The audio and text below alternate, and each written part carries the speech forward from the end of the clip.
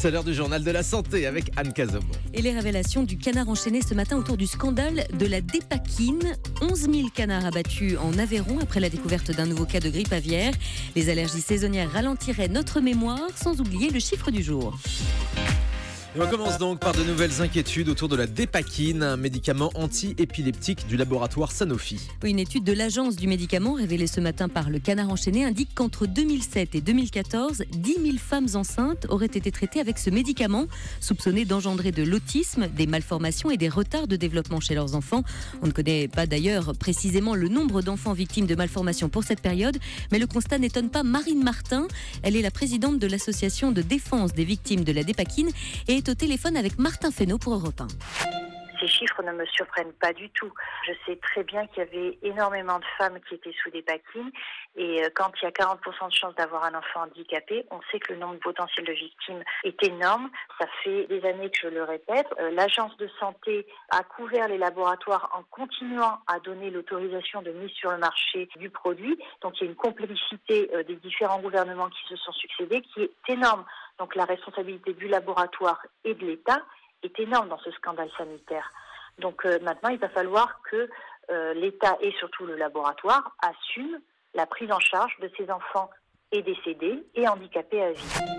Voilà, Marine Martin, présidente de l'association de défense des victimes de la dépakine, jointe par Martin Fesneau pour Europe 1. Un nouveau cas de grippe aviaire détecté dans un élevage de canards en Aveyron. Résultat, quelques 11 000 canards vont être abattus dans cet élevage de la commune de Palmas.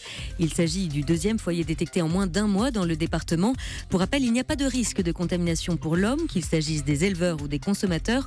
En revanche, la production de foie gras devrait baisser de 25% en 2016 et les prix, eux, augmenter de 10 à 20%. Aux États-Unis, un nouveau décès dû au virus Zika. Oui, c'est une première. Au Texas, un bébé né avec une grave malformation du cerveau est mort hier.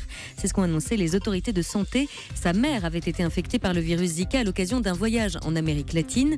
Pour l'heure, les États-Unis ont enregistré 21 cas de transmission autochtone du virus, tous dans un même quartier de Miami en Floride. La Floride dont le sénateur s'est une nouvelle fois fait remarquer. Marc Rubio, le candidat malheureux à l'investiture présidentielle américaine, refuse que les femmes enceintes infectées par le virus Zika puissent avorter, et ce même si l'enfant risque de naître avec une microcéphalie sévère. Retour en France avec une meilleure protection des salariés sur leur lieu de travail contre les ondes magnétiques. Oui, un nouveau décret au journal officiel fixe de nouvelles limites aux employeurs en termes de santé et de sécurité. Les ondes électromagnétiques, on le sait, proviennent par exemple des écrans de télévision, d'ordinateurs, de téléphones portables, de tablettes, d'objets connectés, de fours micro-ondes ou encore de radars. À partir du 1er janvier 2017, l'exposition à ces ondes ne devra pas dépasser des valeurs limites définies par ce texte. Les employeurs devront également adapter les postes de travail à un niveau d'exposition aussi faible que possible, notamment pour les femmes enceintes. Les allergies saisonnières ont des effets sur notre mémoire. Oui, peut-être que vous aussi vous avez les yeux qui coulent en ce moment, le nez qui gratte, à moins que ce ne soit l'inverse. Mais ces allergies saisonnières feraient bien plus que seulement nous faire éternuer ou pleurer. À long terme, elles auraient aussi des effets sur notre cerveau et sur notre mémoire. Le cerveau exposé en effet à des allergènes de pollen de graminées produirait plus de neurones dans l'hippocampe, c'est-à-dire la région du cerveau responsable de la formation de nouveaux souvenirs. Et cette production exagérée de neurones a des conséquences à long terme sur l'apprentissage et sur la mémoire.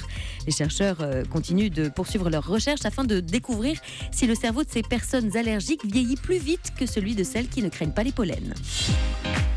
On termine avec le chiffre du jour. J'ai attrapé un coup de soleil, un coup d'amour, un coup de je t'aime. Je sais pas comment, faut que je me rappelle.